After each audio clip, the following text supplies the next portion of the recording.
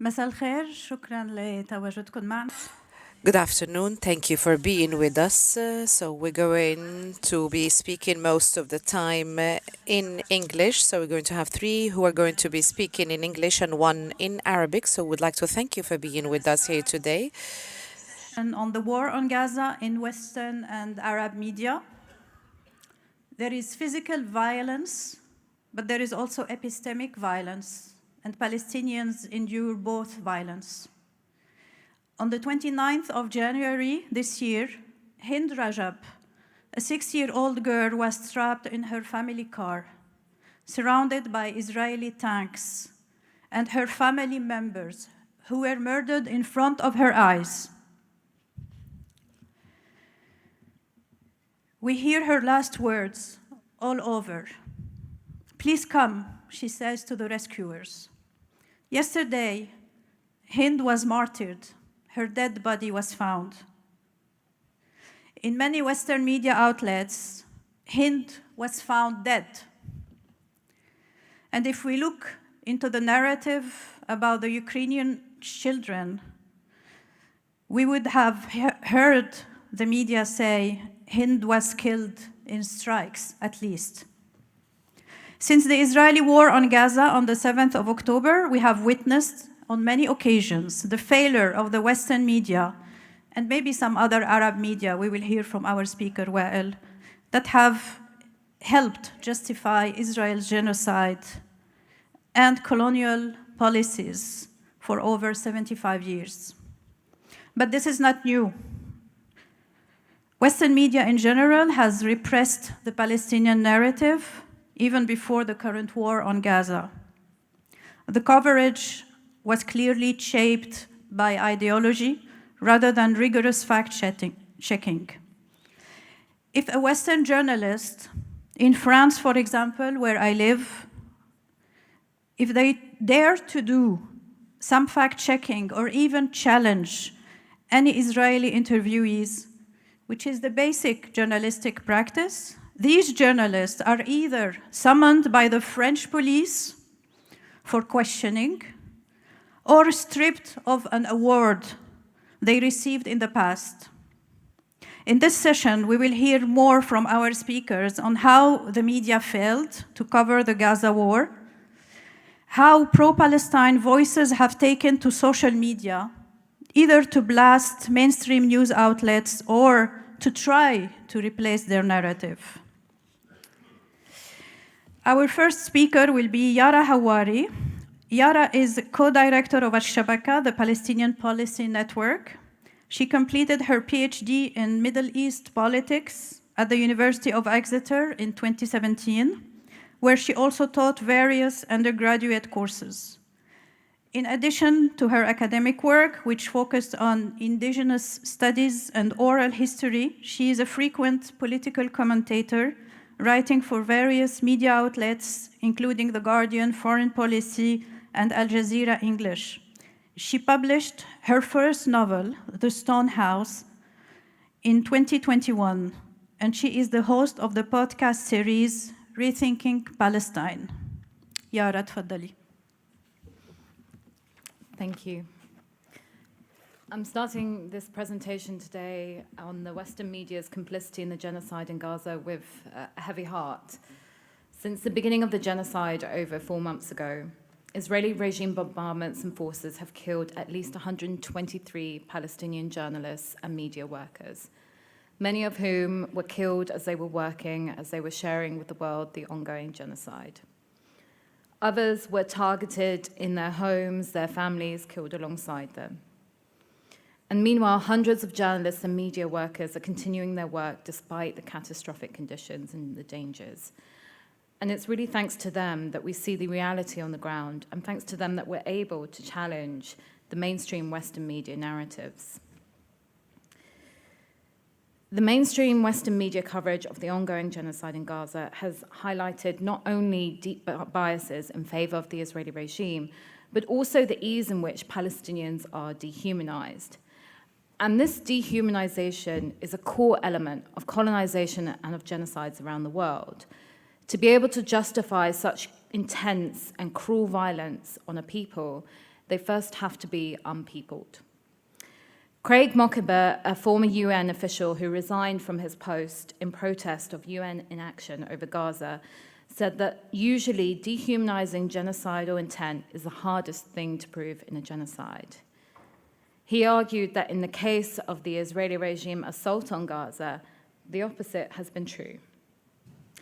And there's been a whole archive of statements being collected, media interviews and social media posts by Israeli ministers and politicians which demonstrate that genocidal intent. And I'm going to share now a few of the most well-known examples. So in the days after October 7th, President of Israel, Isaac Herzog, said it was not only militants, but an entire nation that was responsible for the violence, and that Israel will fight until we break their backbone. On the 9th of October, Israeli Defense Minister Yoav Gallant referred to Palestinians as human animals. He later told Israeli troops at the border that they will eliminate everything. On the 16th of October, in a formal address to the Israeli Knesset, Prime Minister Benjamin Netanyahu stated that the situation was a struggle between the children of light and the children of darkness, between humanity and the law of the jungle. This was also posted on social media and then was later deleted. Now, it goes without saying that all of this language is dehumanizing rhetoric that's deeply rooted in white supremacy and colonial dominance. And there are similar examples of this language being used in South Africa, vis-a-vis how the white minority talked about the black majority, how the British talked about India when it was a colonial power, and of course how indigenous people around the world, from Turtle Island, what is known as the US and Canada, to Australia, are talked about to this very day. And this includes patronizing language about indigenous peoples that we hear even in our own circles. For the Israeli politicians and leaders I just mentioned, they position Palestine at best creatures to be slaughtered and at worst sources of inherent wickedness. And so it's not really surprising that these statements were used as part of South Africa's case against the Israeli regime at the International Court of Justice as examples of genocidal intent. And it's simply not true, despite what a lot of white liberals might say, that this is the rhetoric of fringe right-wing Israeli politicians. In fact, much of this discourse is shared and repeated by large swaths of the Israeli population, including by Israeli soldiers on the ground in Gaza. And this in particular has resulted in a very gruesome phenomenon, that of Israeli soldiers posting what can only be described as snuff videos on social media platforms. And I'm sure some of you will have seen these. So in these videos, soldiers can be seen often gleefully committing war crimes against Palestinians and referring to them as subhuman. In one video, an Israeli soldier dressed in a dinosaur costume loads artillery shells into a tank and dances as the shells are fired in the direction of Gaza. In another video, an Israeli soldier is filmed dedicating an explosion to his 2-year-old daughter for her birthday. Seconds later, a Palestinian residential building behind him is blown up. Other videos show Israeli soldiers setting alight Palestinian food supplies during a starvation campaign and mocking stripped, rounded up, and blindfolded Palestinian civilians. Now, there has been shock and outrage over the videos on social media platforms by Palestinians, their allies, many noting that these videos should be used as evidence in the case against the Israeli regime for genocide before the International Court of Justice in The Hague. And a lot of people question the cruelty of it. But these soldiers simply don't see Palestinians as human beings. And indeed, when you deal with people as animals, it certainly becomes much easier for one to do these things to them. And even those who support the Israeli regime seem to have been shocked by the brazenness in which Israeli soldiers are sharing these videos. British broadcaster Piers Morgan, for example, asked on Twitter, why do Israeli soldiers keep filming themselves doing these kind of crass, insensitive things? Why don't their commanders stop them? It makes them look callous when so many children in Gaza are being killed. Now, for Morgan, of course, it seems that the problem is not what the soldiers are doing, but rather that they're filming themselves doing it. And people less informed on the context might find this strange, that these soldiers are implicating themselves in such horrific crimes without a second thought. But for many of us here, we know that this is as a result of decades of impunity, not only for the Israeli regime, but also for Israeli individuals guilty of war crimes. And this rhetoric has largely gone unchallenged by the Western mainstream media. And of course, there are the occasional exceptions, but as standard practice, this rhetoric by Israeli politicians and ministers has been repeatedly aired and gone unchallenged by broadcasters. And it seems that when it comes to Palestine, and more specifically, the ongoing genocide in Gaza, much of this media tends to forego critical analysis and adopts the dehumanizing rhetoric of the Israeli regime. A recent example of this is a New York Times column by none other than Thomas Friedman. And I'm sure you all know who he is. He's an American journalist that essentially operates as a mouthpiece for the Israeli regime. His piece is entitled "Understanding the Middle East Through the Animal Kingdom." In this atrocious article, Friedman likens whole populations in the region to various insects. Meanwhile, the US is likened to a lion. He ends the article by stating, "Sometimes I contemplate the Middle East by watching CNN. Other times I prefer Animal Planet." I think it's safe to say that we'd all prefer Friedman to disappear to another planet, but I'm afraid we're going to be plagued with his racist analysis for quite some time. Beyond repeating the discourse of Israeli politicians and leaders, there are also a few key tactics of dehumanization that the mainstream media adopts and I think are worth focusing on. The first is perhaps the most obvious, and that's the adoption of the language from the discourse of war on terrorism, the fight between good and evil, or between West and East. And this is a discourse that dehumanizes and devalues brown bodies to a homogeneous mass of uncivilized, violent hordes waiting to invade Western civilization. So if we take the way that October 7th was covered by the Western media as an example. So shortly after October 7th, The Guardian led with an editorial referring to the, and I quote, "the murderous rampage carried out by Hamas," end quote. Similarly, the Economist referred to, quote, "the bloodthirsty attack by Hamas," end quote. Other international journalists and outlets lapped up all the ISIS-like fabrications that were coming out from Israeli security forces on the ground, gruesome stories that would later be debunked by even the Israeli media. And it's worth noting, actually, that many of these international journalists would later delete social media posts of these stories about October 7th, without mentioning why. And so we see that certain words are reserved only for the so-called terrorists, the brown bodies, words such as barbaric, uncivilized, atrocious, whereas no such adjectives are used to describe the war crimes that the Israeli regime commits. And this isn't just a deduction, this is actual policy at a lot of media outlets. Not so long ago, there was an anonymous letter by BBC journalists to Al Jazeera. It was essentially a whistleblowing letter. And in it, they detailed that words such as massacres, atrocities, barbaric are only allowed to be used to describe Hamas, where language to describe what the Israeli regime does is heavily sanitized and censored. And part of this tactic is also involves attributing everything in Gaza to Hamas. Most governments, Western governments, have decided that Hamas is a terrorist organization. So anything that is government-run becomes a Hamas target, a legitimate target. A school, a hospital, a road, a factory, basic infrastructure, homes of civil servants. If you reduce an entire population to one that is a terrorist population, or one that harbors terrorists, or even is remotely affiliated to terrorists, then you are able to justify a whole manner of war crimes against them. And this is particularly the case with the healthcare infrastructure in Gaza, with the hospitals. And I'm sure you would have seen this in the Western media. Hospitals and the Ministry of Health in Gaza are often referred to as Hamas-run. This is a deliberate tactic to justify their bombardment. And of course, you will not see the mirroring of this on the Israeli side. You will never hear that a hospital in Israel is Likud-run.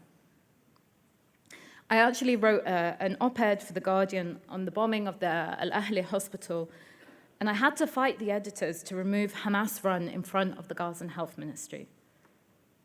And of course I won, because I wouldn't have published anything other than that. But it just goes to show how deep and how much they insist on that particular tactic. Now, the second tactic of dehumanization that I want to focus on is particularly insidious. This is the tactic of unchilding of Palestinian children. So unchilding is a concept developed by Professor Nadira Shalhoub-Kavakian in the context of Palestine. She explains it as the authorized eviction of children from childhood for political goals, and explains that it is maintained by a violent, racist, sexist, and classist machinery that exists everywhere and always. Israel treats Palestinian children as both nobodies who are unworthy of global children's rights and as dangerous and killable bodies needing to be caged and dismembered physically and mentally. Quite simply, it's classifying children as adults to justify violence committed against them. And this is something that we have long seen in the Western mainstream media's treatment of Palestinian children, but it really has intensified since October 7th, 2023. Palestinian children for decades have been referred to as potential militants, potential terrorists, as a way to justify their systematic killing and imprisonment across Palestinian land. But the scale of the unchilding in this ongoing genocide has been unprecedented. And I think it's simply because the number of children being killed in Gaza is unprecedented. So I want to share a few examples where this phenomenon of unchilding has happened. A Guardian article headlined in November stated, "Israeli women and children hostages will be exchanged for Palestinian prisoners who are women and people under the age of 18. Israeli children are afforded their protected status as children, and yet Palestinian children are denied that by being called people under the age of 18. In response to this particular headline, Bissan, a storyteller and journalist in Gaza, asked, "Are our children less children than theirs?" Similarly, during the exchange of hostages and Palestinian political prisoners, it was commonplace to see children being referred to as teenagers. Now, teenagers is not entirely inaccurate, but I think it's a deliberate choice because the Israeli teenagers were not being called teenagers, they were being called children. It's a deliberate stripping away of their childhood to make their lives less valuable and less grievable. Another example, a particularly crude example, was in January. A Sky News report featured a broadcaster that stated, and he was talking about the West Bank, accidentally, a stray bullet found its way into a van and killed a 3 or 4-year-old young lady. This 3 or 4-year-old young lady was a Palestinian girl called Ruqayya. She was shot in the back by Israeli regime forces while sitting in a shared taxi. They called her a young lady. There was no apology, there was no correction to this report, even though I demanded one. Finally, and this is not necessarily a tactic per se, but I think there is a certain modus of operandi among Western journalists and media platforms vis-a-vis Palestine, where standard ethical codes of journalism are thrown out the window. And we saw this particularly in the aftermath of October 7th, where journalists from big mainstream platforms like CNN, the BBC, The Independent, and many more, were spreading the story about Hamas fighters beheading 40 babies in the Israeli settlement of Kfar Aza. And it was not long before even the Israeli officials confirmed that this story was not true. Many journalists who had tweeted about this or reported didn't retract or report on what was obviously a disgusting Israeli propaganda campaign to whip up fury against Palestinians in Gaza. As I mentioned earlier, they either deleted their tweets or issued a clarification that they could not confirm. And it was quite remarkable how this story spread, considering there was no access to photographic evidence, nor any ability to independently verify these claims, which confirms that rigorous fact-checking of Israeli statements and testimonies was certainly not part of the reporting in the days after October 7th. And there was actually a report in The Guardian which investigates the institutional bias at the CNN. This report, and it's based on anonymous testimonies from CNN staffers and leaked internal memos, revealed that not only do journalists have to give prominence to Israeli official stories and avoid using certain language for Palestinian martyrs, they're completely restricted when it comes to reporting on Hamas. One CNN employee, which was anonymously interviewed, said, "It's okay for us to be embedded with the Israeli army, producing reports censored by the army, but we cannot talk to the organization that won a majority of the votes in Gaza, whether we like it or not. CNN viewers are being prevented from hearing from a central player in this story." And this absence of Hamas in Western media platforms is quite glaringly obvious. They're not invited for interviews, their reports and publications are not analyzed. And the Guardian report actually said that the CNN senior director of news standards and practices issued a directive in early November that effectively banned the reporting of most Hamas statements, characterizing them as inflammatory rhetoric and propaganda. And it's an incredibly strange directive from a journalistic point of view, because how can one report on a genocide or a conflict in their eyes without including one of the key actors?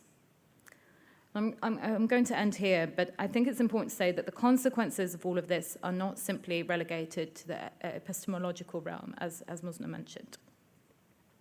They have very serious material implications for Palestinians in Gaza and beyond. And so I think it's not an exaggeration to say that the Western media is complicit in the ongoing genocide that is being committed in Gaza. And I think it's worth mentioning that all of this stands in direct contrast to the brave Palestinian journalists in Gaza who continue to risk their lives to cover this ongoing genocide and share the reality on the ground. Thank you. Thank you, Yara. Thank you very much for providing clear examples of the complicity of some mainstream Western media in the genocide in Gaza. Our next speaker is Yousef Munayyer. Yousef is the head of the Palestine program, and he's a senior fellow at the Arab Center, Washington, D.C. He also serves as a member of the editorial board of the Journal of Palestine Studies and was previously executive director of the U.S. Campaign for Palestinian Rights. You will find some of his published articles in the New York Times, the Washington Post, The Nation, Boston Globe, Foreign Policy, and others. Yousef, I think his talk will be very much complementary to Yara's because he's going to focus on how the media is biased, the frame around the war in Gaza. Thank you, Yousef. Go ahead.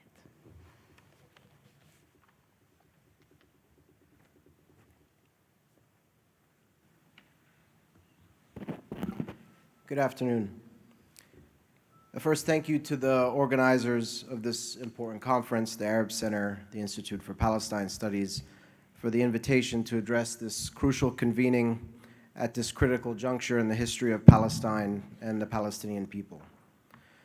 My task today will be to analyze the coverage of Israel's war on Gaza and Western media, and my particular focus will be on the media in the United States, where I'm based in Washington, D.C., or as I like to call it, the imperial capital. Suffice it to say that dissertations will be written on the media coverage of this historic moment in the future, and there is no comprehensive way to fully address this issue in this setting. My intervention will largely focus on three central elements to discuss the media coverage of Israel's war on Gaza in the United States: framing, topics, and patterns. Second, I note that I come to this analysis not as a scholar of media studies, but as an analyst and participant in the media space, as a writer and commentator who's engaged extensively with journalists in various forms of media on the question of Palestine over many years. Let us begin with framing. By framing, I mean the repeated parameters of the discourse around the war as it is most often occurring in the American media. And here I will note three frames. The first is what we can call the motif of victim Israel. The narrative in the American media has primarily presented Israel as the victim of Palestinian violence and Palestinians as the aggressors. This, of course, predates October 7th, but was especially emphasized after it. Media coverage and commentary generally followed the framing of American officials in response to the events of October 7th, which were described as unprovoked. The events were not contextualized in a situation of occupation, siege, and apartheid, but rather as random, unexplained outbursts of violence which had no possible explanatory precursors. This is, of course, both compounded by and reinforces the routine failures in Western coverage to capture the daily Israeli violence wrought on Palestinians. The second element under framing, which I know is that of religious conflict or civilizational struggle. To the extent that context was provided to help the news consumer understand the events, this was largely it. What could explain such spectacular and, quote, unprovoked violence? It could only be deep-seated ideological hatred of us by them. These tones were underscored by the comments of officials, repeated incessantly, particularly in the earliest days after October 7th, including by the President of the United States, who called the Hamas operation worse than ISIS and recalled the Holocaust. The examples of such language being repeated by high-ranking US and Israeli officials, all of which received extensive coverage in the US media, are too numerous to mention. Yara mentioned several of them. The third element under framing is that of total American support. American officials made clear from the outset that they stood entirely behind Israel. It was the American thing to do. This inevitably shaped coverage and what commentary was considered outside the bounds of acceptable discourse. Even as civilian casualties in Gaza piled up from the vicious Israeli aerial campaign followed by its ground incursion, American officials maintained the total support line. No official hit this note more often than John Kirby, the White House National Security spokesperson who was tasked by the President to be the White House's face on this issue. Even when the press corps would raise critical questions, Kirby would quickly shut them down with talking points that echoed Israeli officials. Sometimes it was hard to tell whether you were hearing from an American or an Israeli official. While the U.S. has always been supportive of Israel, the official line after October 7th from the Biden administration has been more synchronized with Israel than at any time that I can recall.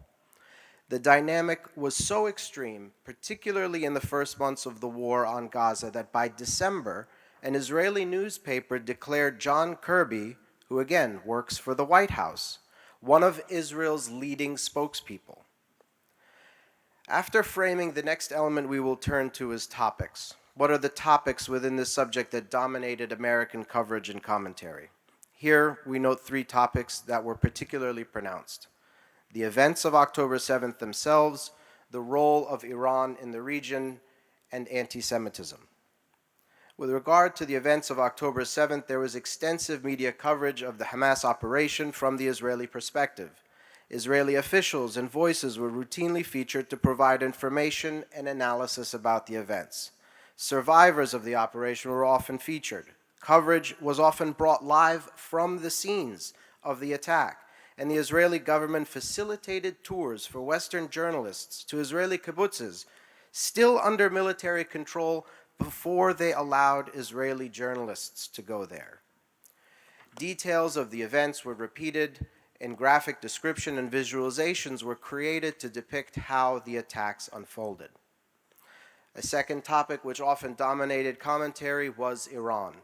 The focus on Iran as a prime mover in the region, as well as the role of Iranian proxies, was routinely centered and had the effect of further decontextualizing the war in the history of the Palestinian struggle with Israel and Zionism. A third topic, which was routine, was that of anti-Semitism.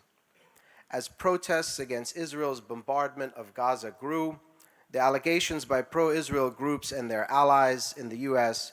that these protests represented anti-Semitism were widely repeated in the media. The uproar produced a sense of hysteria, particularly about the allegation of widespread anti-Semitism on college campuses, and demands grew for action to be taken to address the problem. This was fed, of course, by right-wing politicians in the United States who sought both to attack the academy as an institution and also looked to score points against the so-called left who they saw as routinely censorious of right-wing speech. These politics of entrapment, or gotcha politics as we call them, were the driving force behind a congressional hearing which brought the presidents of Harvard, the University of Pennsylvania, and MIT before legislators looking to embarrass them. The highly covered hearings and the smear campaigns that followed led to the resignations of the presidents of Harvard and the University of Pennsylvania, both women, and in the case of Harvard, the first black woman to lead the institution, over this so-called anti-Semitism controversy. This public debate fed into the right-wing narrative that progressive politics, which promoted diversity, somehow produced anti-Semitism and ultimately amounted to a reverse racism. Now that we've covered framing and topics, the third element I will cover is patterns. Here I note three different patterns. The first is the repeated return to the events of October 7th. There's no doubt that the events of the 7th were unprecedented for Israelis and a type of event that few expected. The attack on the 7th also affected thousands of people in a range of different ways. Likewise, it's fair to expect that the events of this day would receive significant coverage. But after October 7th, the number of victims in Gaza quickly outweighed the number of Israeli victims. The level of destruction in Gaza quickly outweighed the level of destruction on October 7th. The number of lives impacted quickly outweighed those impacted by October 7th. And yet, the events of the 7th continued to be a focal point for American media, even as multiple October 7th's worths of deaths had accumulated in Gaza. The continued focus on the 7th also served a purpose for Israel. Unlike the days of the Second Intifada, where periodic suicide bombings kept the story of Israeli victims in the headline, October 7th was one day, one event. It was ephemeral. This presented a problem for Israel, which sought to maintain Western sympathy for a long period of time, even as it brought mass destruction down on the civilians of Gaza. The repeated coverage of the events of October 7th, well past November 7th, and December 7th, helped mitigate a turn against the war for as long as possible. On October 9th, the Israeli ambassador to the United Nations was on CNN. He said that Israel was used to getting these hugs of sympathy on the first day, but he hoped that the world this time would remember all these atrocities not only today, but in the weeks to come. And he went on to say that Hamas uses civilians as shields and so on. His message was clear. Do not be swayed by mounting civilian casualties, and know that there will be many of them to come. And if you find yourself wavering in your support of Israel, just remember October 7th. The American media certainly played a large role in this, as they regularly returned to the events of that day in their coverage months into the war on Gaza. The next pattern I note is that of unbalanced voices. Here I'll share some personal reflections as well as quote some new data that we've recently published at the Arab Center in Washington. First, some personal reflections. During Israel's war on Gaza in 2014, which lasted for over 50 days, mainstream cable networks routinely asked me to come to speak about the war. Whether it was CNN or MSNBC or Fox, nearly every day I, along with many others with Palestinian perspectives, were asked to come on to speak. On some days it was multiple appearances a day. While these segments were routinely combative, they at minimum made some space for critical voices. With this war on Gaza, we're seeing something different altogether. There is far, far less interest in bringing on critical voices. And from my personal experience, there is also an active screening out of voices that do not echo an approved line. For example, On more than one occasion in the past few months, I was contacted by CNN to come on and speak about the war. After agreeing to do so, the producer would reach out to do a pre-interview. Now, pre-interviews are not unheard of, but usually they are used to prepare for a segment. What I came to feel was that the pre-interviews were being used to cancel the segments altogether. On more than one occasion, once the producer learned what I intended to say, specifically that there was no military solution, that an immediate ceasefire was paramount, and that the legitimate grievances of Palestinians must be addressed if we truly want to see an end to political violence, I quickly received an email back telling me that my segment was canceled. The degree of censorship that we are seeing of Palestinian perspectives in the US media today is unlike any time that I can recall. Now, as far as data is concerned, we recently published an analysis at the Arab Center in Washington on US media coverage by Professor Will Youmans, who studies mass communication at George Washington University. His analysis looks specifically at Sunday morning news shows, which are key platforms in US television for shaping the current affairs debate. He looked at data from Sunday shows from October 8th through January 14th of this year and found 140 guests who spoke on the topic. 120 of them were American, and exactly 0 of them were Arab or Palestinian American. Further, he found that in terms of views expressed by all guests, pro-Israel views outweighed pro-Palestinian views at best 3-1, and in some cases up to 10-1. The last pattern I will note is that of a failure of independent corroboration. Independent corroboration should lay at the heart of good journalism, particularly in situations like this. It's simply not enough to report that one side says this and the other side says that. No, good journalism involves an independent verification of observable facts so that consumers can judge what they think of what different sides are saying. As the saying that should be common knowledge to journalism students goes, if one person says it's raining outside and another says that it's not, the journalist's job is not to report what both of them said, but to look out the damn window and find out the truth. More than ever before, this is consistently lacking in the coverage of this war. This is certainly not new, but it has, in my view, hit new lows. Statements made by Israeli leaders and the Israeli military are often repeated as fact and taken at face value. At one point earlier this year, I was asked to do a BBC interview, and the interviewer asked me what I thought about President Biden's remark that the United States will back Israel's response so long as it stays within international law.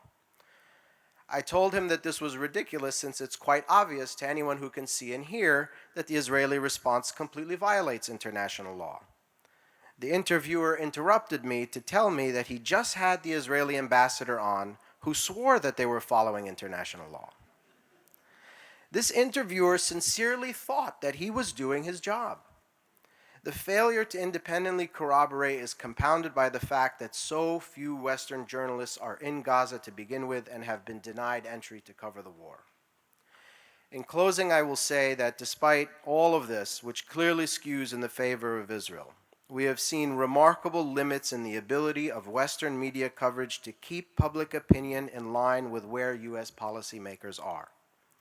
By November 15th, a poll showed that nearly 70% of Americans supported a ceasefire. There is also a significant demographic divide in opinion over the war, with younger demographics and demographics of color backing a ceasefire. More recently, a poll showed that half of Democrats believed Israel was carrying out genocide in Gaza. This is surely due to the fact that traditional media is no longer the primary source of information for many Americans, and social media and alternative media sources are conveying a different reality than the one that traditional media has delivered. News consumers who see one reality in their timelines continue to lose faith in the traditional outlets which are showing them something different. Some crimes are just too big to hide, too big to ignore. And the genocide in Gaza is one many Americans will never forget, no matter what traditional media is telling them. Thank you.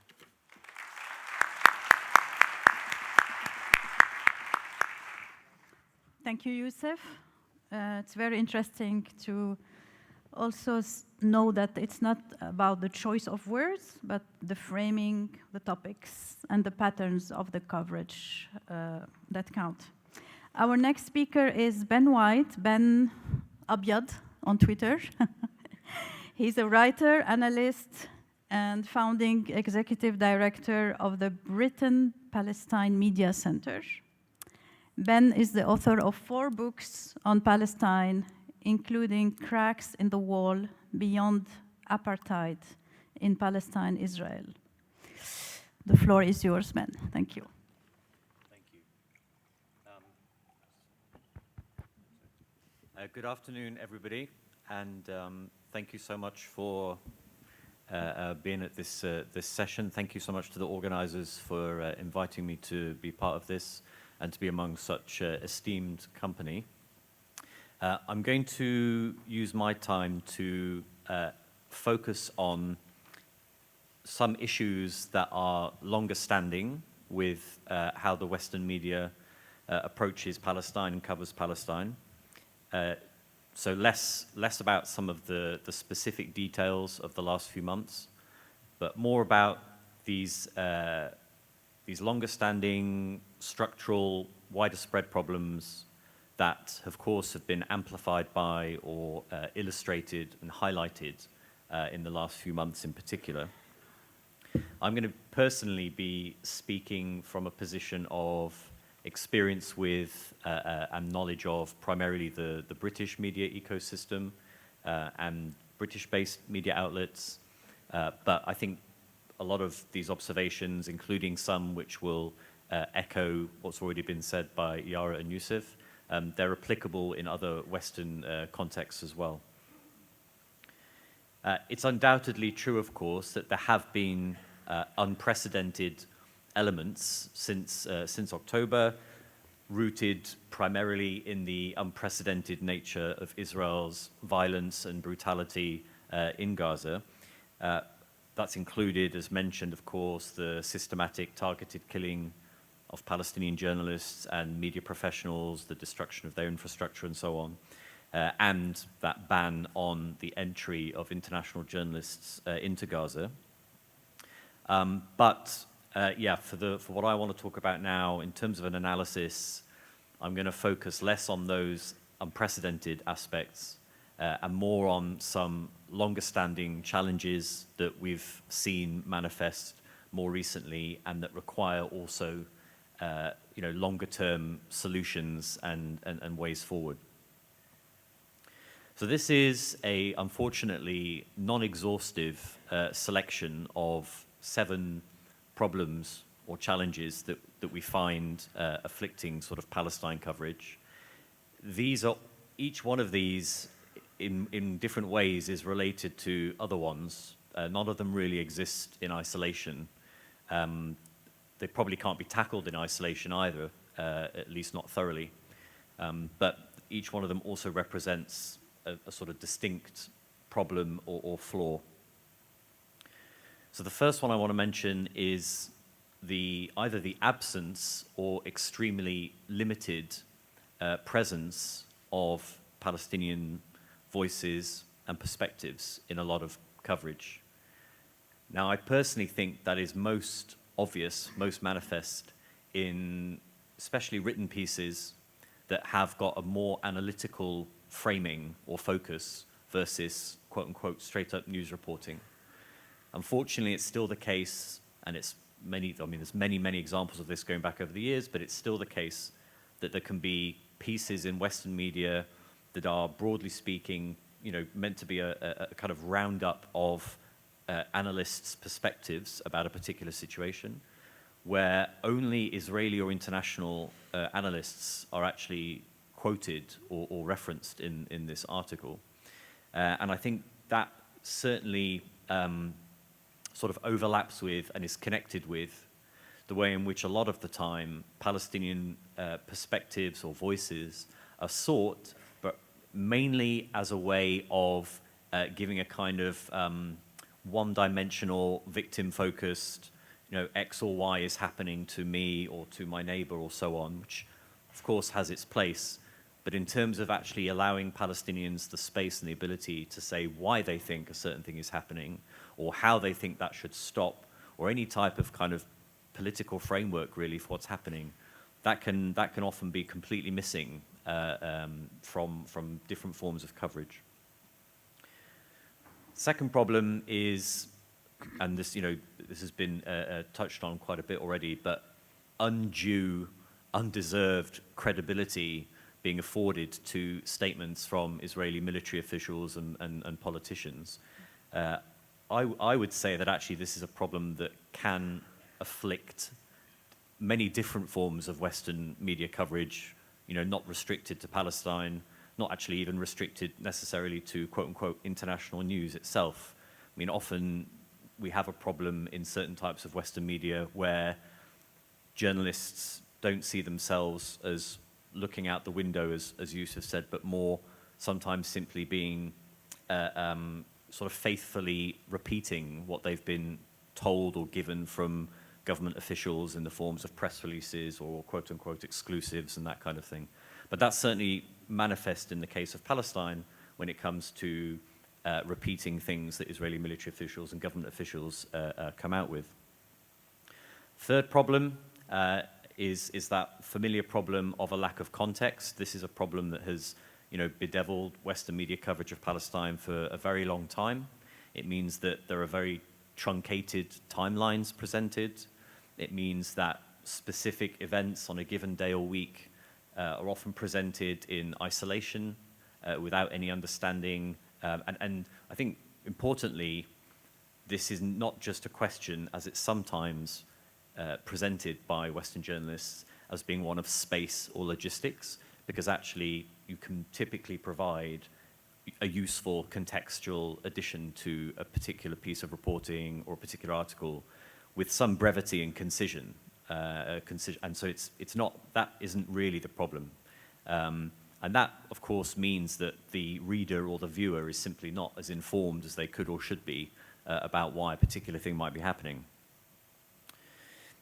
There's also, at point 4, there's also the role of and the impact of pressure from Israeli government officials, whether on the journalists who are actually based there on the ground, or in terms of the Israeli embassies that are based in different capital cities, etc., as well as pro-Israel allies amongst politicians and so on. The pressure that goes from those institutions and organizations and individuals to the Western media does have an impact, a serious impact. And one of the impacts that that has is effectively creating a kind of preemptive timidity on the part of journalists themselves who wish to avoid sort of incurring the wrath or the sort of the phone call from the embassy itself. That could affect individual journalists, but it certainly also affects people higher up the food chain as well, in terms of editors and people in more of a kind of behind-the-scenes role. And in turn, that feeds down to the people underneath them.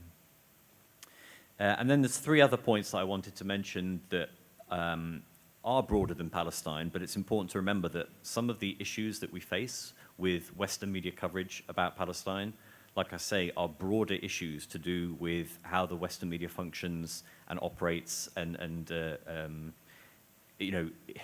one could talk.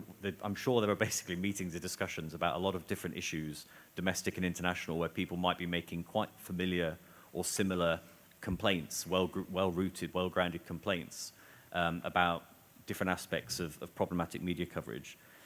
One of the problems that we have on Palestine specifically, but it relates to broader issues, particularly of Islamophobia, is a racialized discourse that certainly, as Yara mentioned, is connected to the war on terror paradigm that's been going on for some time, which itself has longer roots to in Western history. But that's what we saw with the "do you condemn" question, which is certainly, unfortunately, familiar to Palestinians, but it's not unfamiliar to racialized groups in the West, to Muslims in the West, and it's the type of question that has been asked many times over the years in the context of the so-called war on terror and reporting around that. Sixthly, there's also an issue with respect to Palestine coverage, and again, something that affects a lot of issues, in terms of how a lot of large Western media outlets, the sort of framework of the discussion is quite deeply impacted and shaped by the political agenda of the day and the sort of the parameters of the political discussion being set by the government in question, say by the British government, or by the opposition.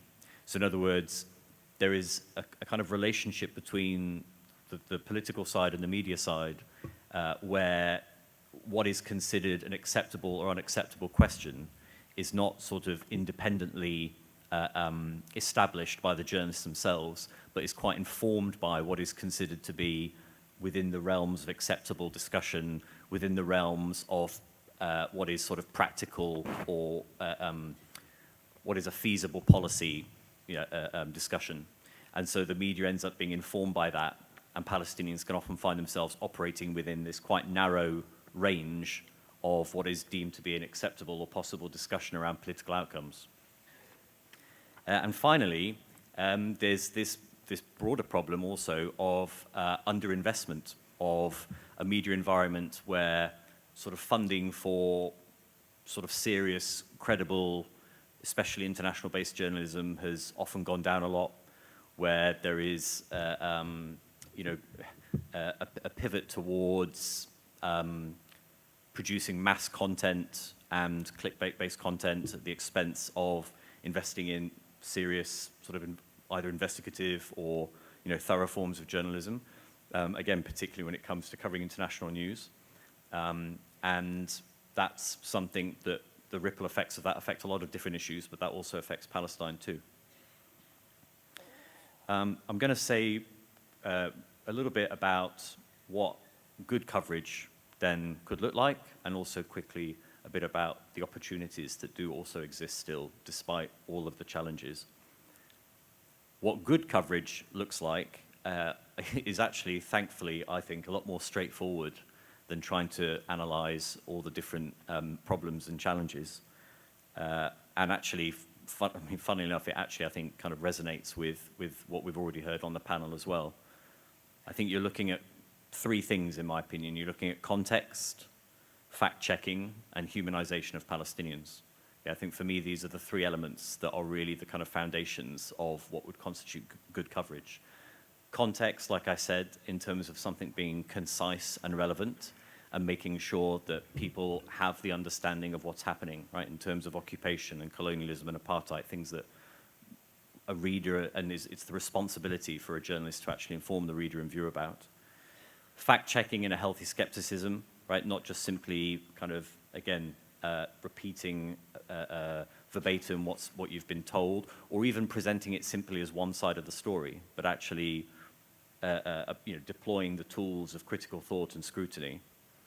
And finally, that humanization aspect of Palestinians, which in the media space in particular means proactively creating the space and the platforms for Palestinians to speak directly, not just about what is happening to them as sort of like passive objects, but actually to be able to provide a Palestinian narrative, perspective, and analysis about what is happening, what needs to happen, and so on. And yeah, so finally, I'm just going to say a couple of things about the opportunities that do exist. And I think these are opportunities that have already been exploited and explored to a degree, and I think there'll be only more scope to do so in the months and years ahead. In terms of improving how the Western media covers Palestine, in terms of the presence of Palestinians and the coverage of it as a topic in general. And I think those opportunities for change are there in the form of Palestinian institutional capacity and talent, generational and demographic shifts within the media organizations themselves, within Western media organizations, and as well the relationship between the sort of mainstream legacy Western media outlets and the broader political social discourse, which, as I said, there is a relationship between the two. And as there are broader shifts in terms of perspectives on Palestine and what's happening in Gaza more generally, that will also have an impact on media coverage itself. And finally, I think we'll see a change and opportunities for improvement also unfold through a combination of relational engagement with the media outlets in question, accountability, which is a really important part of it as well, and the interesting connections and pathways between different forms of media spaces and ecosystems. Increasingly, you're not talking about sort of hermetically sealed, siloed media environments, but actually different types of media spaces which are aware of each other, that there's a kind of fluidity and connections between these different spaces. And I think that also creates an opportunity to shift the dial more in the Western media space specifically. So thank you very much. Appreciate it.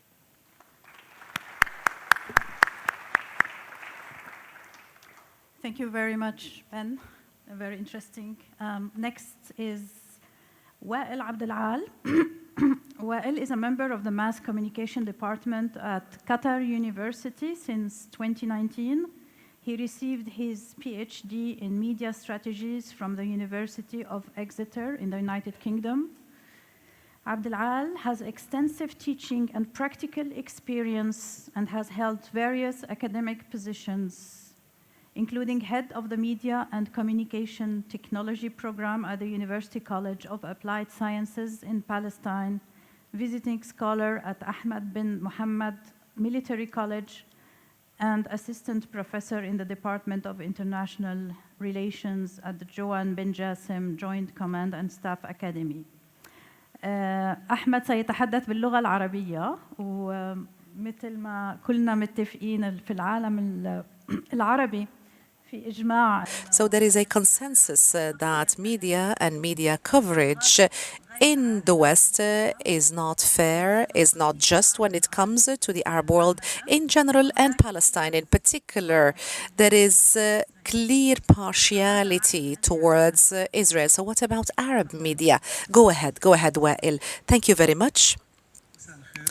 Good afternoon to you all. I would like to thank the different speakers, and I would like to thank the attendees, and I would like to thank the organizers for organizing this very important event. I'm going to tackle very briefly in my intervention a general and quick reading about the Arab media in its coverage about Israeli aggression on Gaza. And I'm going to have three main themes that I would like to concentrate on. I would like to talk about the main media outlets or mainstream media, and also Western media speaking in Arabic. And this is a case that not so many talk about.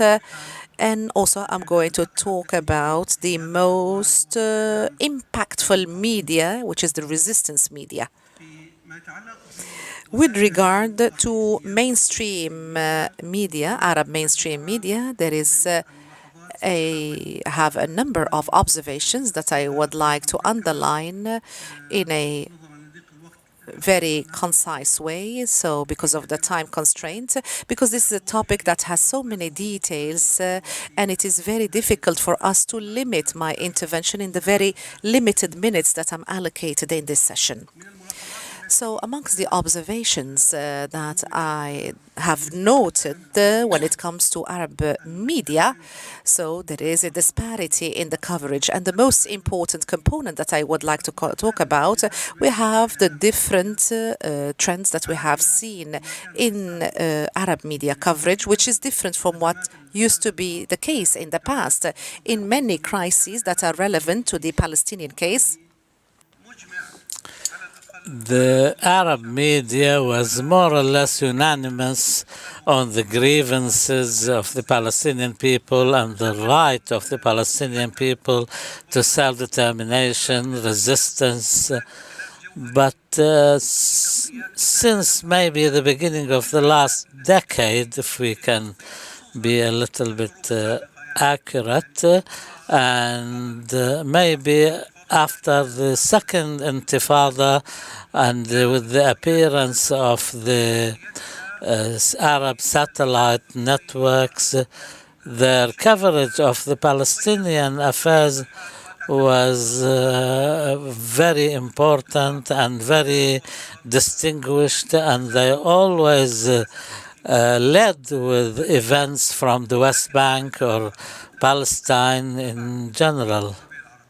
The main difference started appearing after the Arab Spring in 2009, 2011.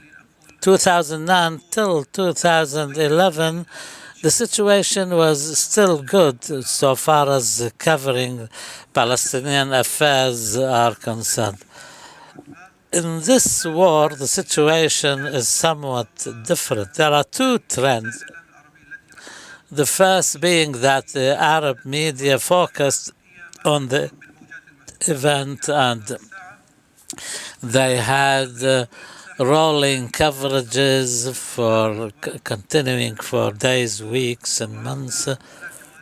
And there are important aspects in these coverages to highlight the humanitarian disasters and dealing with that, images, analysis, and it was this coverage was closest probably to the professional standards, and I'm sure many of us in this room realize the humanitarian aspect of this. We're talking about tens and thousands of martyrs and injured people, a city which was devastated, and regardless of any news network's position regarding the political inclinations of or affiliations.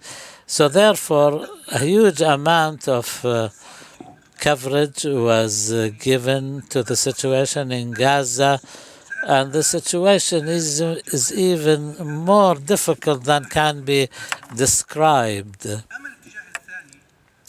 The second trend or direction, however, in covering the aggression on Gaza took an unbiased, not neutral and somewhat biased, and they took the line of sometimes incriminating the Palestinian people, and you may be surprised to know that there were examples of demonization. Their coverage of these channels were worse than some Western media outlets. Biden mentioned this by saying that we cannot trust the figures of Palestinian martyrs because it comes from the Ministry of Health in Gaza, because it's Hamas run. Whereas in reality, everybody knows that the Ministry of Health in Gaza is very conservative in its estimates, and it doesn't mention thousands of dead bodies who are still probably lying under the rubble. And some Arab news channels we watch and see report these events as saying Hamas claims so many dead and so many injured. This is an attempt to blame the Palestinians on what's happening, and therefore there is these channels didn't pay that much of an attention to the humanitarian aspect. Their coverage was very light in comparison. They may have shown some images showing angry people blaming the Palestinian side on causing this carnage. There is an example of one Arab channel which is within this framework of coverage, showed images very of Palestinian captives who were stripped of their clothes, who had to repeat what the Israeli soldier was ordering them to do, to attack the Palestinian resistance, and at the same time the soldier was glorifying the Israeli army. Very insulting and abusive images. At the same time, they showed images of families who were forced to leave their homes and chanting against the Palestinian resistance. And it became apparent afterwards that these images were filmed by an Israeli soldier as part and parcel of the Israeli propaganda machine's work. The second observation regarding the coverage of the Arab media of this aggression is the lack of an objective political and military field analysis of the situation. You rarely saw someone who provided a deep analytical view that you as a viewer can rely on. In the early days and weeks of the war, there were some wishful thinking based analyses which are not based on any deep analysis or facts, and also to provide unrealistic expectations. Of course, this was very harmful to people who are on the ground suffering tremendously. They want any glimmer of hope, and people were eager to have some news of the ending of this catastrophe. And most analysts in the beginning of the war said that America has given Israel a certain time limit to finish off this military operation. Some started saying that the military operation will be over before Christmas and the New Year. All of this has proven to be baseless, and the war continued and became even more vicious, and we are 4 months or 5 months almost into the war and still being waged, and the talk now is of Rafah being the next target. The third observation is the absence or the lack of information. Most media outlets lacked information or sometimes had no information, and this is probably due to the conditions of journalistic work in Gaza, which is considered one of the most dangerous and most complex and the most expensive in terms of human life. No other conflict in contemporary history, this number of reporters and crew members fell victim, and the ones who survived live under atrocious conditions. And the journalists, after all, are part of the people and their life. They, like their own population, they have no access to water or electricity or medicine or anything. Our colleagues used to speak bitterly on their inability to provide the basic needs for their families. This is on the one hand. On the other hand, these are journalists, but they cannot reach the location. They are distributed to towns and parts of Gaza, north, south, and the center, and there are events everywhere all the time. They cannot keep up with these locations, and he cannot reach them. In the past, in normal conditions, as soon as there was a bombing or something, the team would rush into the location and they start broadcasting and covering. But this is not available in this war.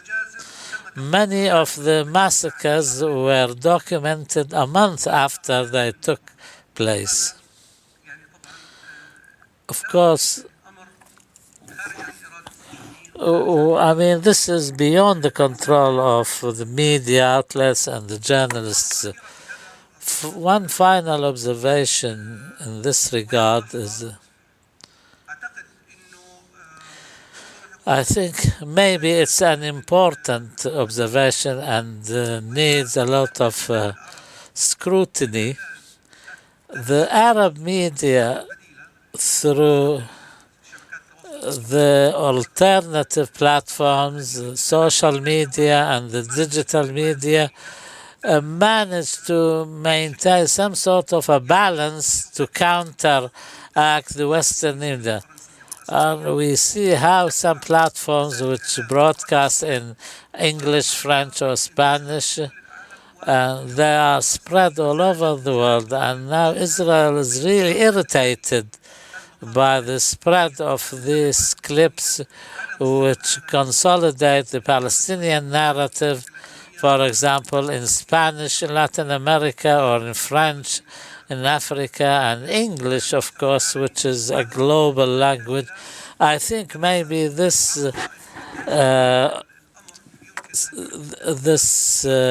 observation requires a lot more studying, because I don't want to say it has defeated the Western and Israeli narrative.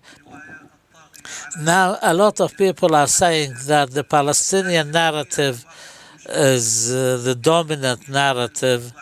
Of course, we have to be contextual in this, and we deal with these things in a professional manner to make sure that facts reach people. Otherwise, we lose all our credibility. The other theme is the Western media organizations which broadcast in Arabic. This is, of course, old and new. Apart from the BBC, I think after the invasion of Iraq in 2003, we started seeing mushrooming of this phenomena, these outlets, and some Western countries decided to have their own media outlet to speak to the population in the Middle East in their own language. Some, like France, the United States, the UK, have Arabic-speaking outlets. These channels, generally speaking, had a following base, not very large, but because they had a higher ceiling than the mainstream Arabic channels, so therefore they took away a chunk from the audience and they had their own followers in the Arabic speaking world. And generally speaking, as long as the story is a political one of a general nature, they used to deal with it, and rather objectively. But so far as the Gaza and the Palestine question is concerned, they are more than the right in their coverage and their views of covering the huge crimes that Israel is perpetrating in Gaza. If we want to look for the reason, these outlets represent their country's foreign policy. DW was attacked by its own audience in the social media.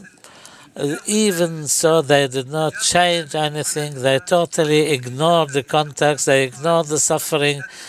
And if we want to compare the coverage of these channels on their coverage of the war on Gaza and the war on the Ukraine, you'll find a huge gap. This is easily explained because these channels follow they toe the line of their governments. The third theme regarding the media effort by the Palestinian resistance, which is probably the most impactful amongst the Arab audience because of the very emotional aspect. People eagerly await the news coming from the clips published by the Palestinian resistance every now and then. And here I would like to divide this title into two subtitles for the political media and the military media. The military media of the Palestinian resistance, there was an absence of the Palestinian narrative right from the start. There was not a full and comprehensive Palestinian narrative compared to the Israeli one, which was very strong, very violent, and propaganda effort led by Israel and all its supporters throughout the world, in an atmosphere of intimidation against anybody who shows any sympathy towards the Palestinian cause. And then this question of, do you condemn? If you say I do, then you'll continue the interview. If not, then you'll not allowed a space. After that, the Palestinian resistance published its document in Arabic and English entitled Our Narrative, or This is Our Narrative. This came a bit late in the day, and nobody knew about it. It took us a few days to discover it, although it detailed all that has happened. And the content, so far as the content of this document is very cohesive and takes into account rules of war, international law, international humanitarian law, and it's disowned what some individuals have done, which Israel used to big effect. Also, the military media,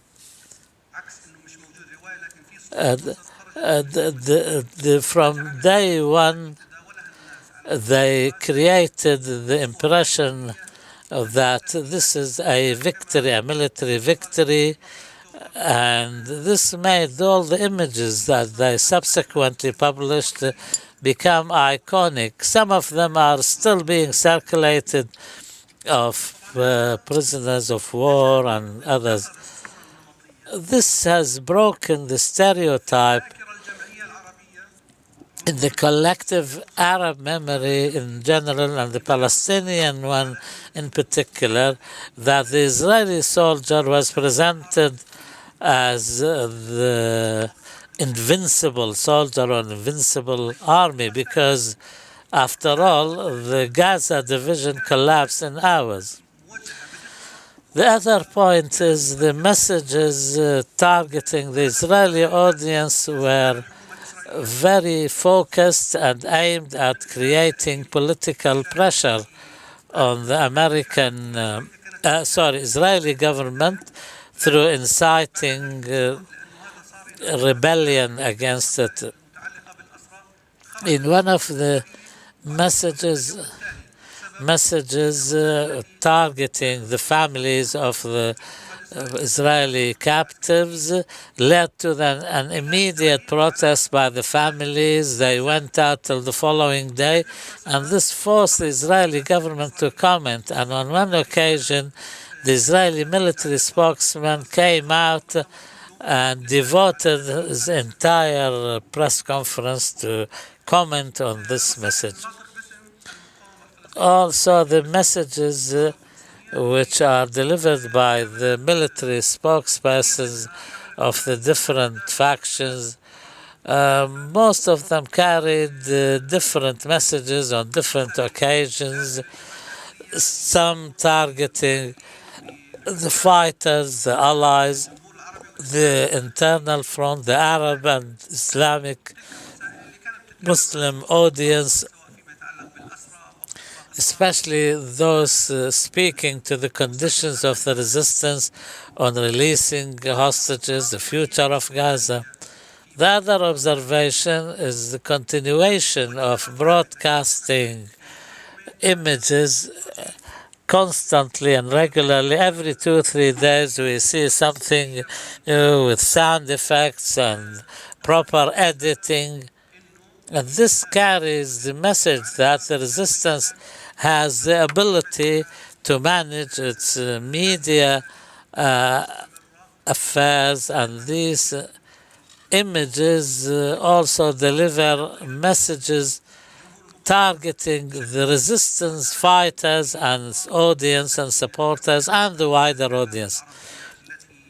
I would like to go back to the Arab media, which is more or less against the Palestinian resistance, and these are the ones who allow a lot of space and time to the Israeli figures like Adru'i and others, and you feel that they are allowing the Israelis to appear to justify this genocide in a way which is very provocative and unacceptable to the wider audience. Thank you very much. لوائل المتحدث. Thank you very much, Wael. So this was the last speaker. We're talking about restrictions on different media outlets. And also when it comes to the different social media accounts, particularly vis-à-vis youth, this is testament to the fact that we see so many young people that take to the street, especially in Europe. So go to the questions of the public. Please, here, sir.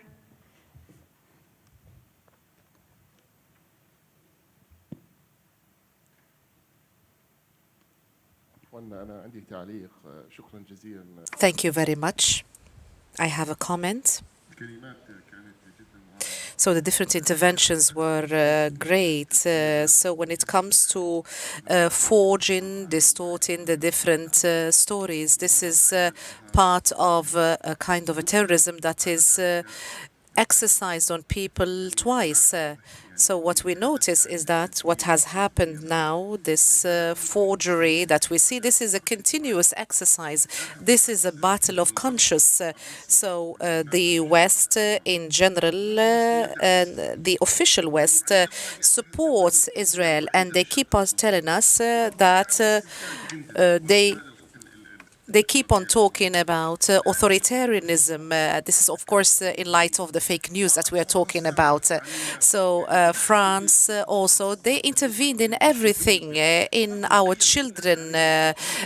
So they try to talk about French kind of Islam, and also the popular phenomenon that we witness, or populist phenomenon that we witness spread in the West or in the United States of America. So this conscience of the Arab people has been hijacked, and terrorism has been used as a very dangerous game in Syria and so on and so forth. So why have we seen that terrorism is no longer being talked about, despite the fact that Palestinians is all over the world, and there are so many people that are loyal to Hamas all over the world, and nobody talks about no other terrorism acts. So that is why the discourse on terrorism has been very much limited, and Hamas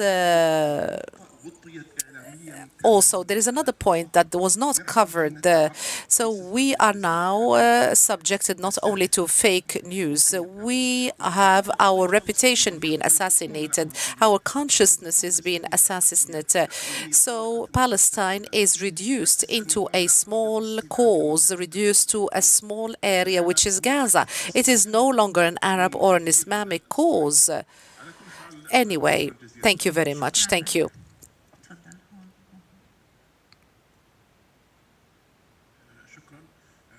Thank you very much. اسمي معن البياري. I would like to ask the professors, Mr. Yousef and the other panelists, so not allowing foreign journalists to enter into Gaza.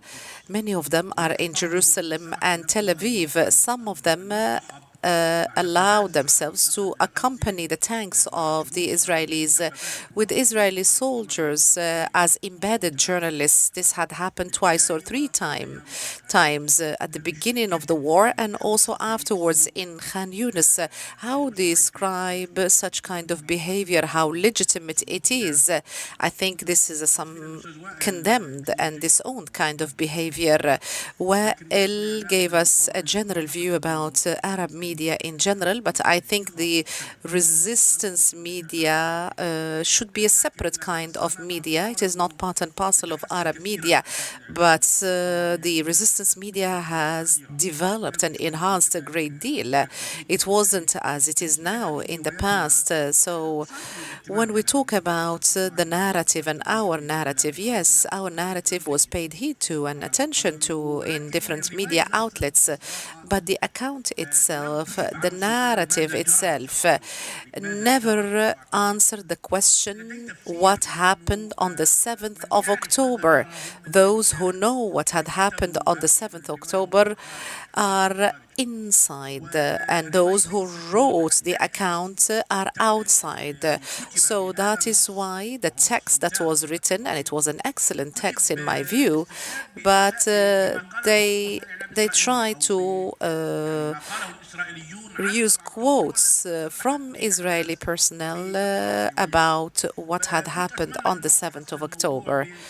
I really wanted you to talk about other media outlets. I think it is not only limited to TV stations only. Yousef, Wael, and then we continue. I would just say very briefly Well, the issue of journalists being embedded with the Israeli military. I mean, it's a gigantic problem. The Israelis are controlling who gets to go in and who gets to go out. And on top of that, of course, they're showing exactly what they're willing to do to journalists who are not there with Israeli approval. And they've, of course, killed scores of them. And so Western journalists are faced with this choice of if they're going to be able to access Gaza at all, it's going to be among the Israeli military. And of course, when doing so, they're limited in terms of what it is that they can actually film, how far they can go, and everything then gets filtered through the Israeli military censor as well.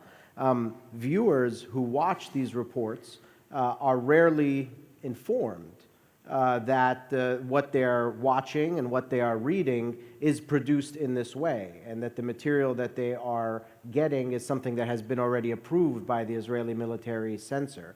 So it creates a gigantic problem. I'm only aware of one Western journalist that went in once, which was, I think, Clarissa Ward for CNN. She visited a field hospital and then left once, and left at sunset. In her report, she doesn't explain why she had to leave. There was no explanation of that whatsoever, no explanation of how she was able to go in or why she was not able to stay. So for those of us who are familiar with the situation, we understand that obviously she was not permitted to stay. But the average viewer does not pick up on this, and of course it creates a completely distorted understanding of what's happening on the ground.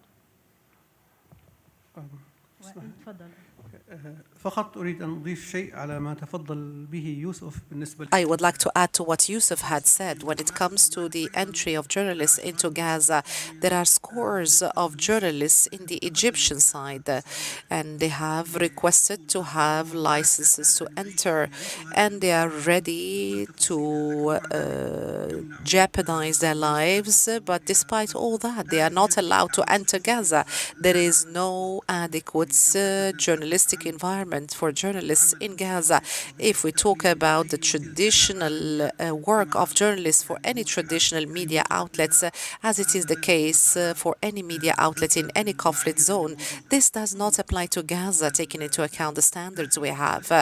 When it comes to the occupation state, we have the military observer that controls every single detail about the different media. So this military observer, which is part of the intelligence of Israel, and this is subjected to all the strategic points relevant to the management of the battle. So this is part and parcel of it.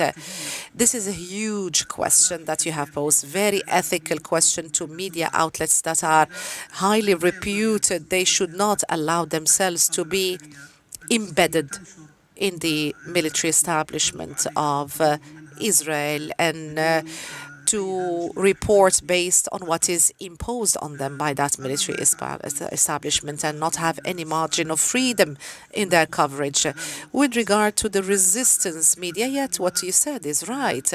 But what I wanted to do is that the Palestinian side is the most impactful when it comes to scene. If I would like to talk about the official Palestinian media outlets, they are absent. Nobody follows this media. And it is not influential, particularly when it comes to the Palestinian case. That is very influential, very impactful. And this is perhaps a subject of research that requires a great deal of questions to be posed. And there are so many questions that have not been answered and need to be scrutinized and researched. Go ahead.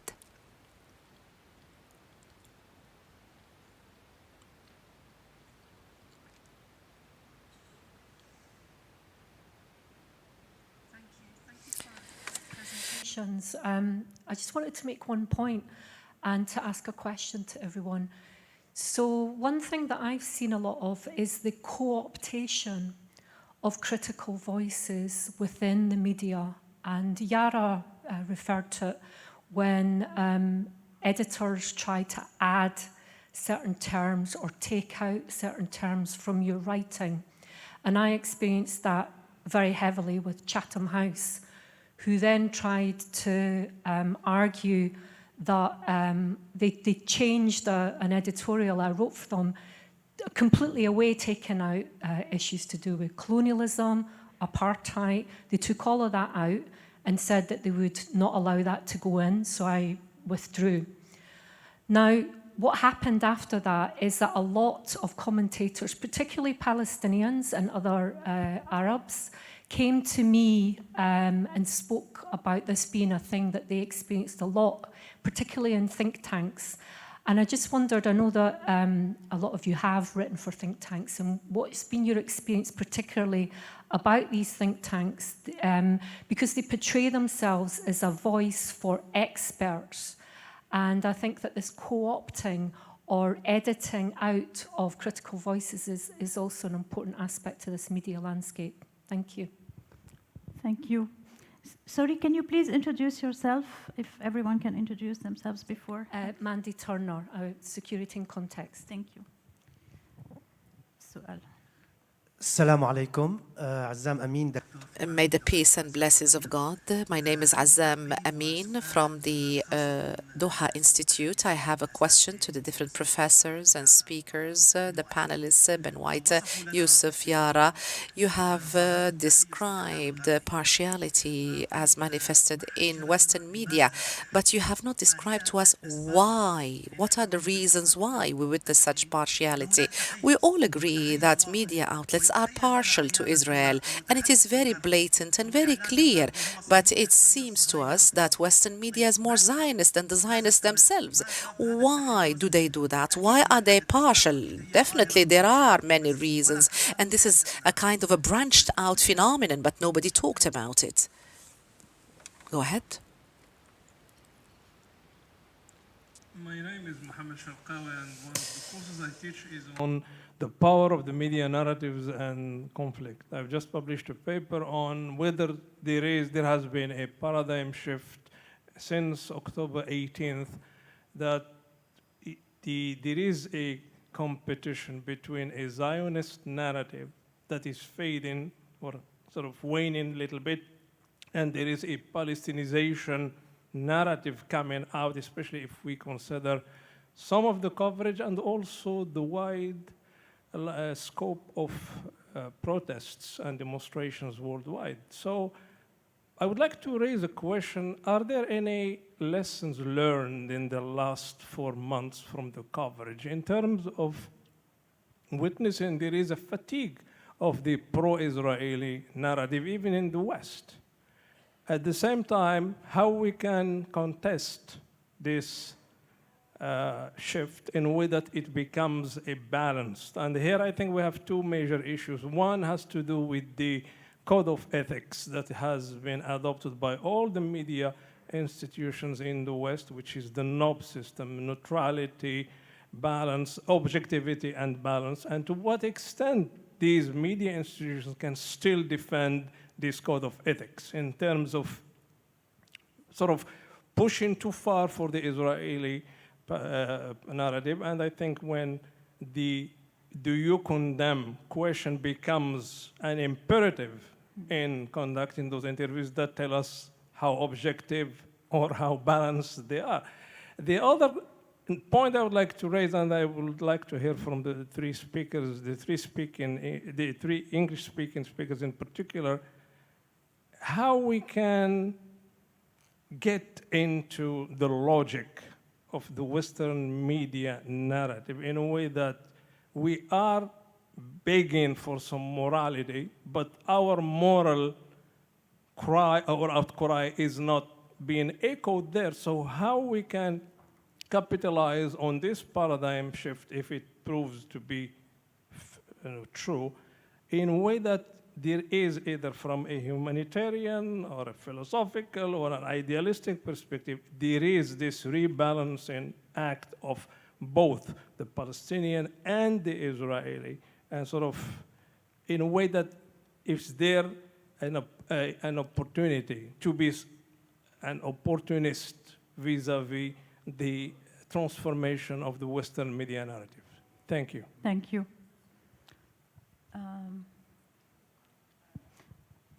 Please. Okay. طيب أنا زياد العلول طبعا بن وايت. My name is Ziad Al-Alul. Ben White perhaps mentioned that sometimes there was no absence when it comes to Palestinian voices in the West. And I would like to say here, Western media and the space it gave to the pro-Israelis and Zionists, it's a large space that was dedicated to them. And the space that was dedicated to us was targeted from the first week. So this means that there is a lobby that had targeted all the voices that express the ideas that are pro-Palestine or support or are in solidarity with the Palestinians. All of them have been gagged, have been targeted, and have been linked to terrorism. And as an example here, I am one of the persons that have been targeted because of very simple terms and how they were explained. I mentioned and I said that the Palestinian resistance has destroyed this the glorification of Israel, and also what had happened after the 7th of October. Also, I talked very simply without paying much heed. I talked about the occupation is much weaker than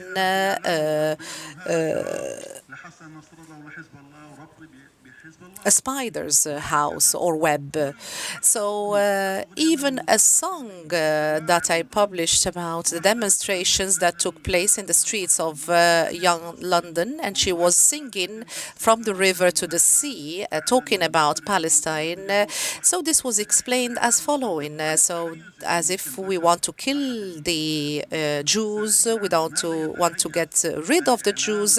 So the question that was posed, why is Western media partial to the Zionist account or narrative? This is something that we know very well as Palestinians when we say that the Israeli project is a Western project, which means that America is not only an ally to Israel, it talks about our people.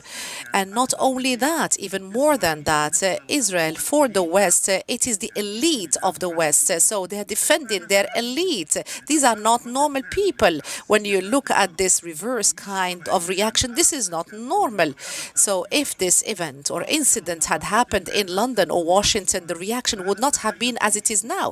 This partiality exists, and I would like to say, and this is from what I follow and be living in the West, social media, new media has changed everything. That is why our account, our narrative is much more victorious, although the space that was dedicated to us and allocated to us in Western media is very limited.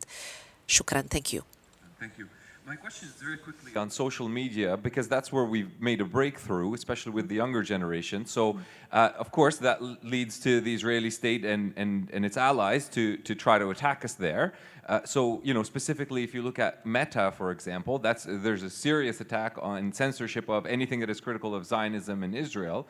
And especially, they're using the tactic of saying, oh, Zionism is an identity, and you can't say anything bad about it because now it's racism and it's a glorification of violence, so I'm just wondering, in terms of what you have suggestions for strategy to combat that, apart from calling their talking points the BS that they are and educating people on the reality of it within Meta and elsewhere, but any strategies that you would suggest that we could use to fight against that suppression of social media? And I'm very curious about that as well in the Arab world.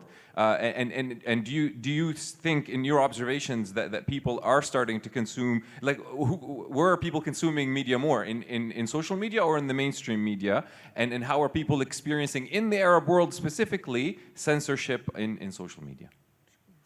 We're going to have one last question because we want to give the opportunity to our speakers to answer. And then I invite you to discuss more with them when we are out, please. Thank you. Here.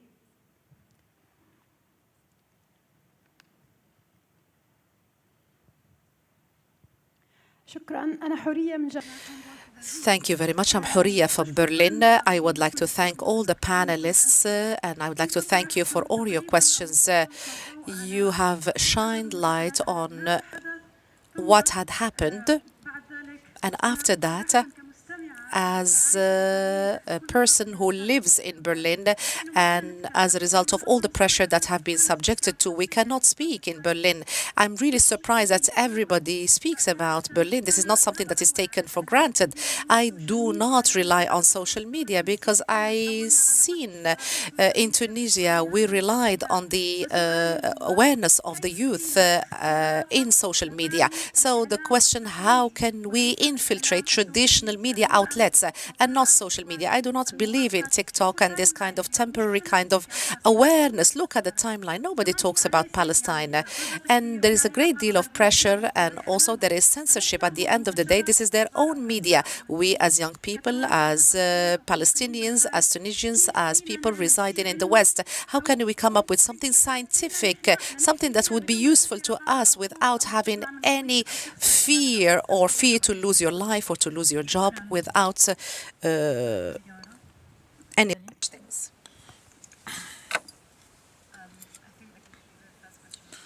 أعتقد أن السؤال الأول كان من the experience of writing with think tanks. I don't have a huge experience of writing for think tanks except for my own, Shabaka, and we have an excellent editorial policy. But I will say, in terms of just writing in general for Western media outlets, I have clear red lines in terms of places I publish, but also in terms of editorial pushback. And so, you know, if those lines are crossed, then I won't publish. It's as simple as that. I mean, I think, I don't think we're in a position of such weakness that we have to accept, you know, the use of certain terminologies that essentially erase the Palestinian narrative or try to play down the Palestinian reality. So, you know, the basic fundamentals of recognizing that Israel is a settler colonial entity, refusing certain linguistic tricks that essentially facilitate real-time violence, such as, you know, calling everything Hamas run. Like in a piece for The Guardian that I wrote, I refused that. And there was pushback, but in the end, you know, they published my piece without having that phrase in there. So I do think there is room to push back against editorial censorship. And I think a lot of people are afraid to do that. But I think there is room to do that. And, you know, at the end of the day, I think it's also about having, you know, taking a political position. You know, if, you know, it means that you don't have your work published because you are, you know, taking a position which is a position that is on the right side of history and is ethically and morally right, then so you don't publish. I think it's quite simple as that. As to why this discrimination, this bias exists in the Western media, I mean, I touched upon it in my talk. I said that this is rooted in white supremacy and colonialism, and I think for media outlets that are based in, you know, the UK or Europe, it's not surprising that they're talking about Palestinians in a dehumanizing manner. You know, this is not new language for them. These outlets are also ones that called the ANC, the struggle against apartheid, a terrorist struggle. They're also the ones that called Nelson Mandela a terrorist. They are the ones that talk until today about the Middle East as this, you know, barbaric, uncivilized place. So this, you know, I think is very clearly rooted in white supremacy, in the belief that people who are not from Europe, not from the US, are essentially uncivilized. And so I think it's very easy for them to report on Palestine in the way that they do. And I think there was also, I'm trying to find all the questions, there were so many questions.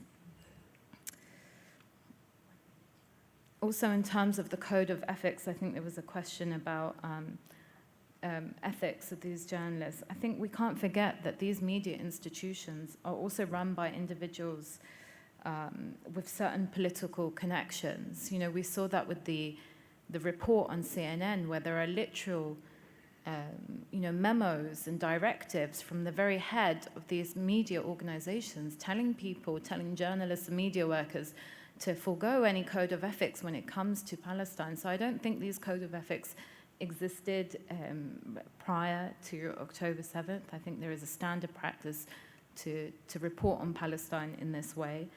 It's an institution, it's embedded in their own code of ethics, it's embedded in their own institutional practices. Thank you, Yara. Before we go on, there is an announcement by Mu'taz.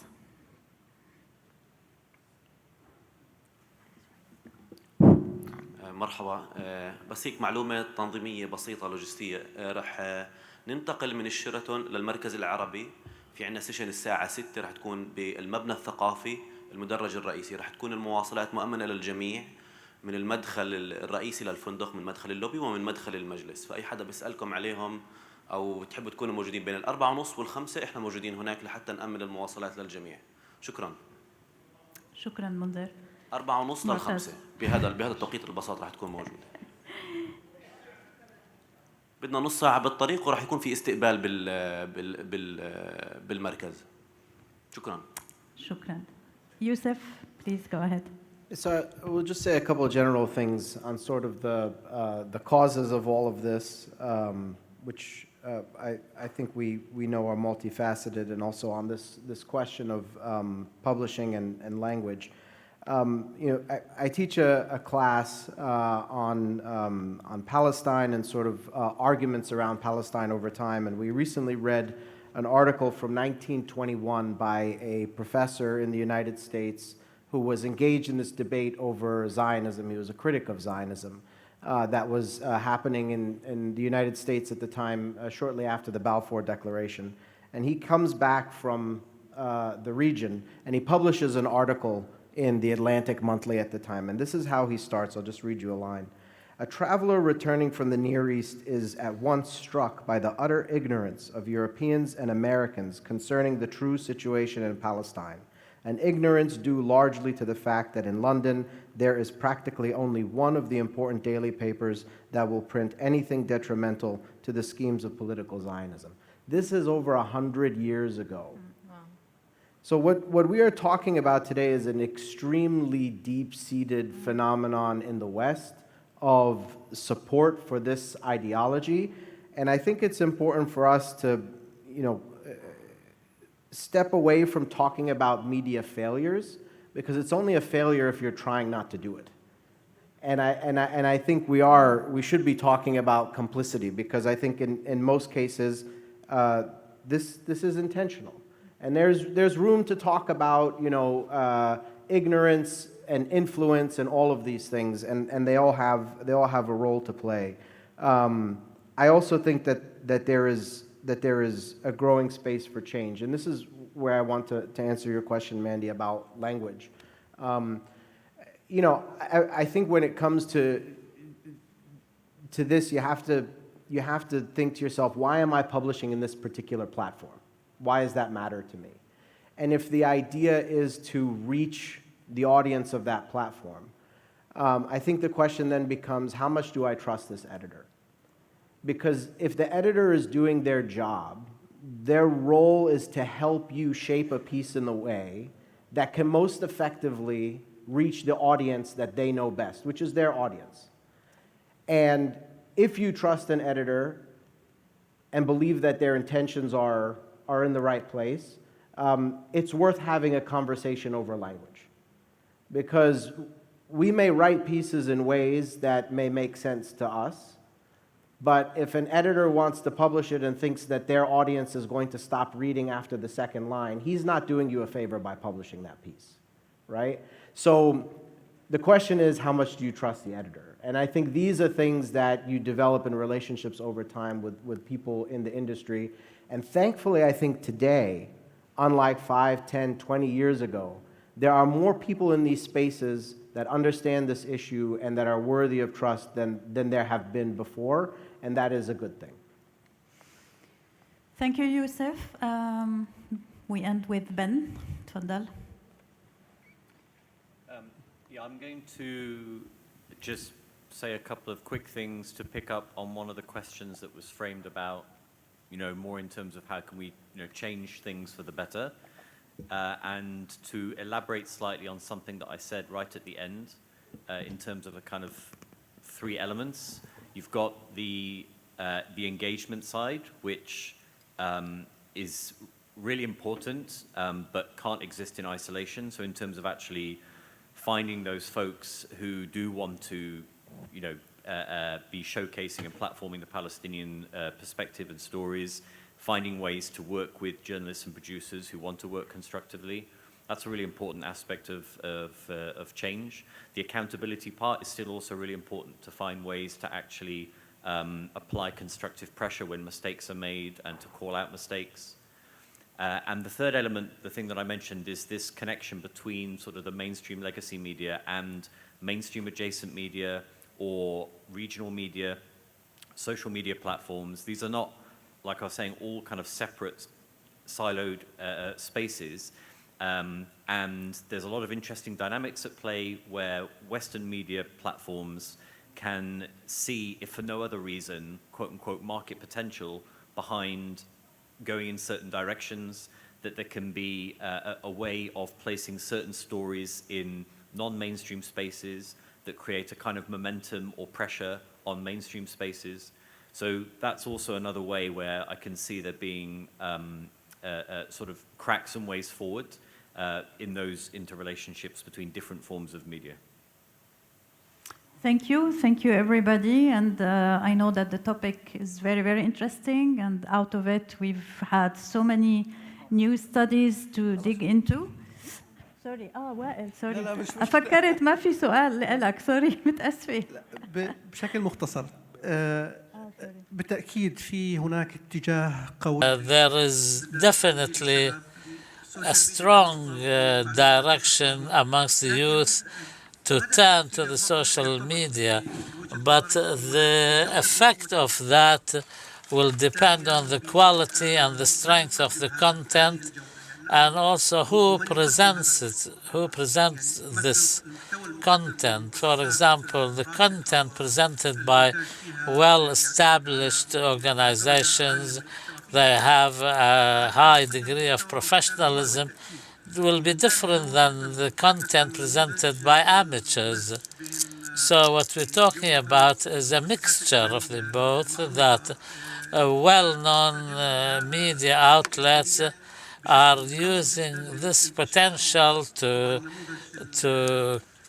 spread, for example, Al Jazeera IJ Plus in different languages is a good model. Thank you. Thank you very much.